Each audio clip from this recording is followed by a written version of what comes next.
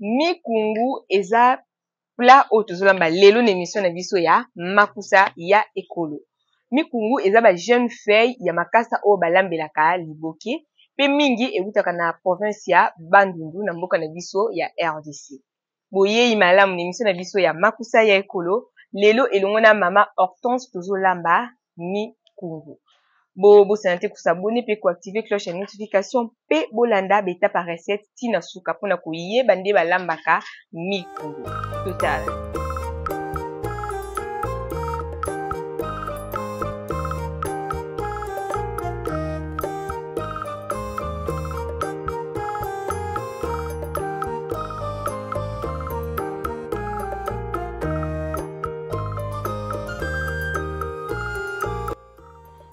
Fantastique Info TV.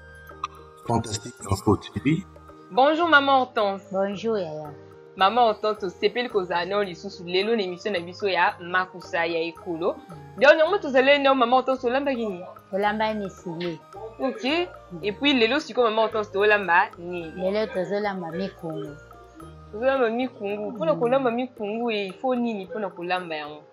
Tokotia nguba ya mwamba nguba totie mafuta mwa huile mwa tomati bitungulu ekota kuna. Ah balamba ngo pe na mafuta mbila so ba biso bazana soki huile eza te batiaka pe mafuta mbila. Esala na ngoma bete. Esala na ngoma bete eza bien. OK, d'accord maman Hortense tozotala yo na ndenge nini ozolambela biso mikungu. Tosimi mikungu na biso tobandi kolongola baposo. Po balongolaka oyo eza ya makasi oyo ya kati ya pete wana ezotia soki otia yango nyonso esalaka makasi moya olia yango eza te wa balongola baposo oyo ya likolo wana oyo eza makasi kaka ndenge ebimi mosusu eza pete mosusu eza makasi. Donc mikungu malgré uta na ngoka na Bandundu mais okozwa na na ba nini nyonso na ba wenze nyonso oyo ya mboka na biso na ezali mingi bayebi yango te bamona na bango eza nango kaka biloko moko boye. Maman Hortense poza muta Bandundu? Naza muta Bandundu. Naza muta Bandundu, naza Mombala. OK.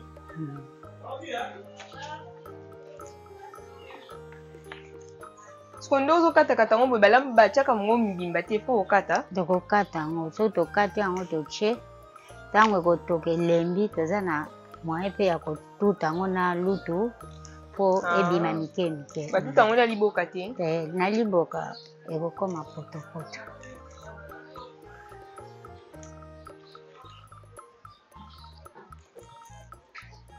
Mais maman Hortense okozwa ata moko te omi kosala mwa mpe malembe mpona olakisa bato ndenge nini ebandi na ndenge nini ozosala parce que wana ozolekisa kaka shwa ese esili nango malembe tosi tosali yango oyo moya kotia eza te parce que eza makasi oyo nasali yango ese esili awa eloko ya kolongola lisusu eza te neti boye omoni ndenge ezali oyo eza poso ya likolo sava longoli boye poso obwaki yango oyo nyonso eza baposo ya likolo batiaka te soki otie ebimaka makasi tosilisi sikoyo tolingi totia na nzungu. D'accord, tozotala na Maman Hortense. Sikoyo tobandi kokata mikungu na biso mike mike totia na nzungu parce ntango ekotoka po elemba kwasi po totie mibimba boye makasa no tozomona wana eza nango eza mikungu yango wana mikungu nde yango wana. Est-ce que mikungu mpe ezala na période moko précise mpona kobima mpe? Bon na elanga nde ezalaka mpasi mpona kobima ebimaka me mingi te ebimaka mingi na mbula ntango ezobeta yango ezobima ebele parce eza matiti. Donc balona yango te? Balona yango te ebimaka yango moko na sango kati boye kati boye po elembanaki Tout le monde a la maîtrise penza ko. La maîtrise aussi la mi kunwe mona na bilo ko ni à chaque jour. Maman otosna lection de balamba mi kungu. To botami nango na bandundu nde bilo na biso yango. Tango za mwana muke bango bake babuki na zamba baye nango ozomona nde nini basala kango. OK.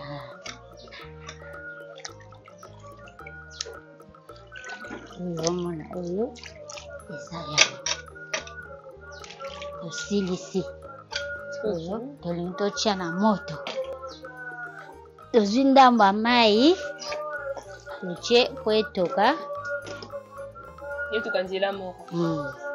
Kondo tie mai bongo nde tozwa totiki yango ndambo. Totiki yango ndambo etoki elembi.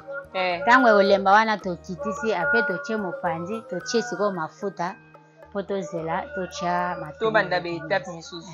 OK, d'accord. Wana totiki mikungu na biso na moto. Etoka mwa ndambo. Wana eza juste kaka tozwi ka mikungu. Tolongoli baposoka ya makasi après tozwi tokati yango tosukoli na mai ya propre totie na nzungu na mai totiki yango etoka. OK, d'accord.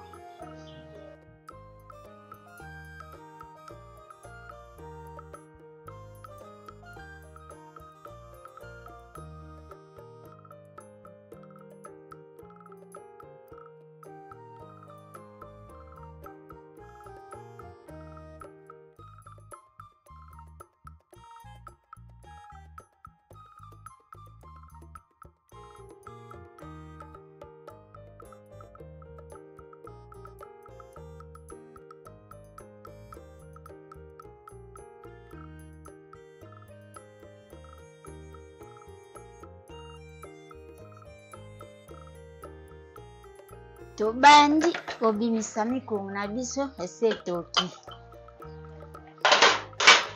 Tobimisi yango na moto. Tiango na passoire.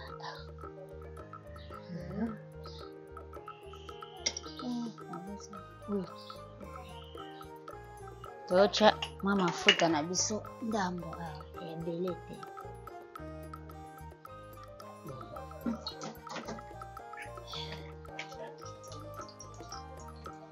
Tia mafuta sikoyo tocha bepisi na biso. Tia matungulu. Tocha mwa poivron. Ndendi. Na pima moko. Pima na koyoka na makasi sala mabe te ya. Sala mabe. Tozo yoka na mabe ba mtu balinga pilipili te. Toza la ka bon mobimba. La quantité mafuta boye mikungu eza ya combien de personnes na moto? Ezaka ya mutu moko. Eza ya mutu moko. Soki ezalaki ya bato ebele eza na ndako misatu. Wana nde okotia mwa mafuta ebele. OK. Tomoni na makayabu mama ota. Tona mikungu na biso na makayabu. Tokotia na sosi oyo tosala tokoti makayabu na biso kuna na kati. Tokotia kuna tobalusi. Après totie mikungu na kati. Awa tocha tomate.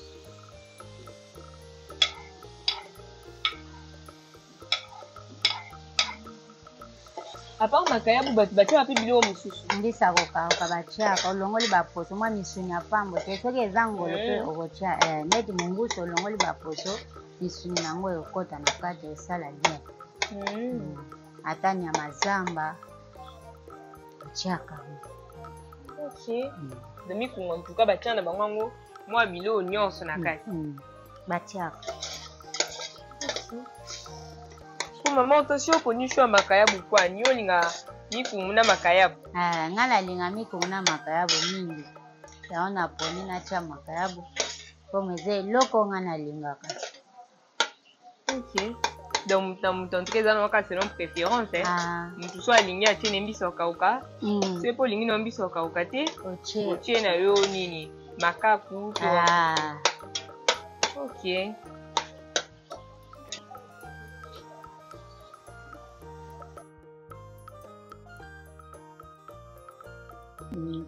Totie makayabu na biso na kati.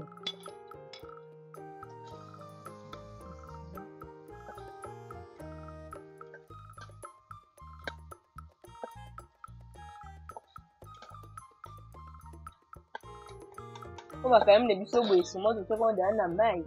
Kasi dote na mai ebimi kile tokosi yango awa wana nde dote makayabu boye mwaye totya mungwa ebele na mikongo eza te toyoka yango na ntango tokotoka soki esala mungwa ndeni. Ok, sinon eya toleka eya oleka.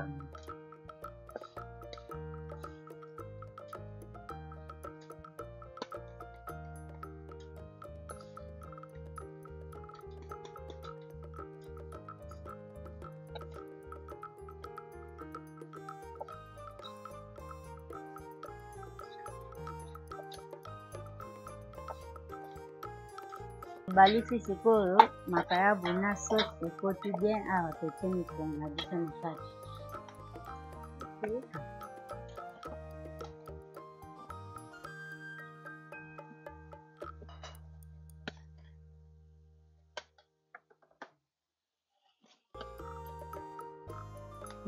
Otie mai ndambo po tokotia lisusu na munda.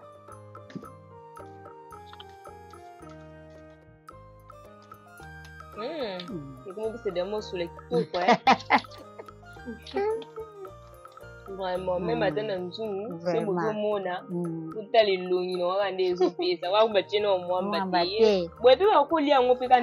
très bien. Problème. Ah, d'accord.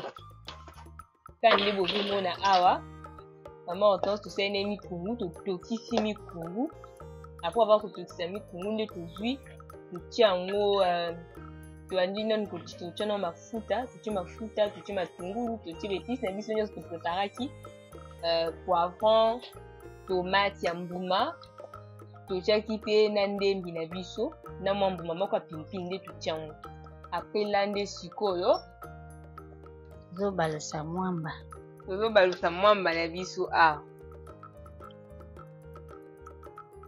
Koko sala boye po aniva kataka kambala moto. Mbala moto boya mosusu epanza na penza te. Oyo okuta na bambuma ya mwamba na kati. Boye nde ekozala bien.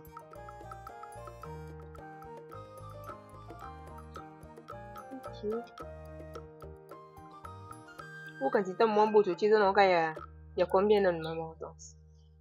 Mwamba. Mwamba oyo totie ya 1000 fois même nyonso ekoti te. Totiki ndambo yani. Totiki ndambo parce que mikongo eza moke. Oyo ezalaki ya ndako mobima nde tokoki kotia nyonso ya 1000 fois wana. D'accord. Sikoyo tobalusi mwamba na biso tokotisa yango na mikongo. Yango wana omoni echange déjà.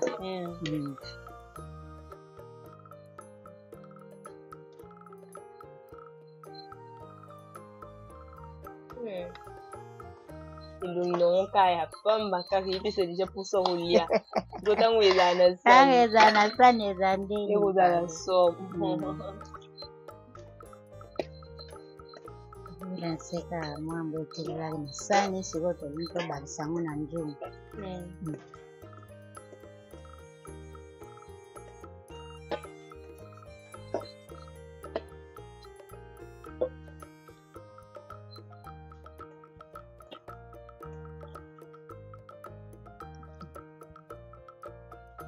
Le quoi d'être tout ça qu'on a dit beaucoup ça il faut que pendant longtemps c'est ewu mela suite nyonso esi ekoti tokitisa tobakisa makala.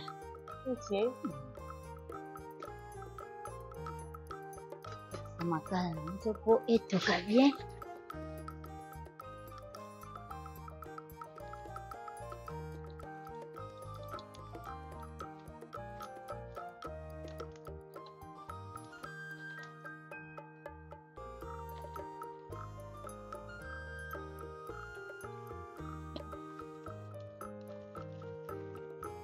Oyo tobangisi makala na biso tomatisi mikongo na moto tozela sikoyo. Na obangisa so eloko te awa tozela kaka mikongo na biso ebela tokitisa toyoka nguna ngo. En tout cas, ok.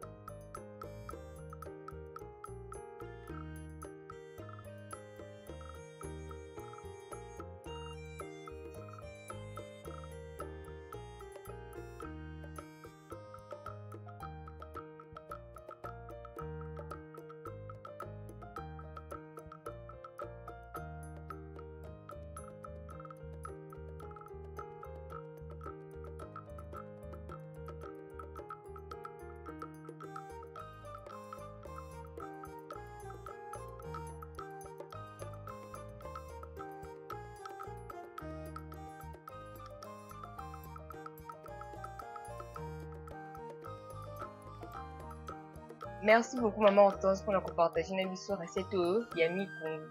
Pour nous kolomba mikungu na biso tuzali juste na posa ya mwamba, deja kwa makayabu na kati. Tolambi yango na tomate, totie ndembi, totie poivron, matungulu. Nde yango wana tobandai nanu na otokisa mikungu na biso totie yango na mungwa, totongisi na mayi. Etoki vraiment tout le monde qui mikungu etoki elengi. Après ça nde tozwi mafuta na biso totie na moto. Après avoir coupé la moto, tu veux épices, tu as mis sur tu makayabu après l'anda qui mikungu. Nde wana tu sais qui pâte, tu sais qui pâte d'arachide. Tu tiens on a maï, après tu joues tu soupes na kati bilo na biso, ti na ndenge ela ki obela. Awa siko tu leki siko na kolia bilo na biso to yoka bua mikungu ya maman Hortense ndenge bi.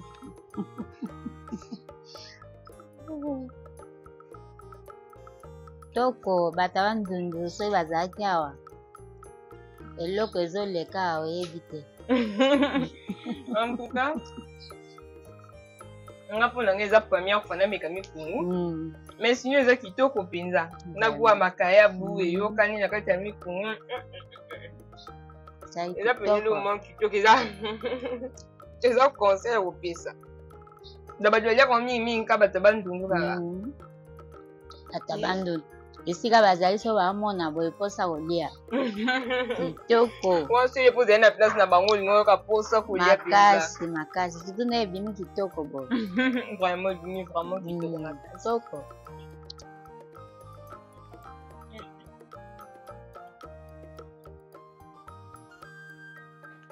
Merci beaucoup nozala na biso pe kolanda biso na ebandeli ntina suka ya émission na biso ya makusa ya ekolo. Ezala bongo maman Hortense oyo alakisi biso ndeni balambaka mikungu. Bobosana te kosabone pe koactiver cloche de notification mpona korate prochaine émission na biso te présentée par Lumière Kitoko. Bye.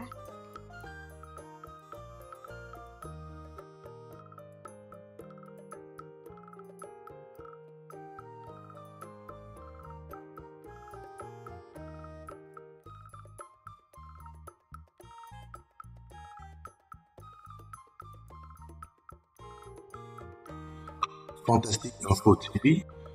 Fantastique Info TV.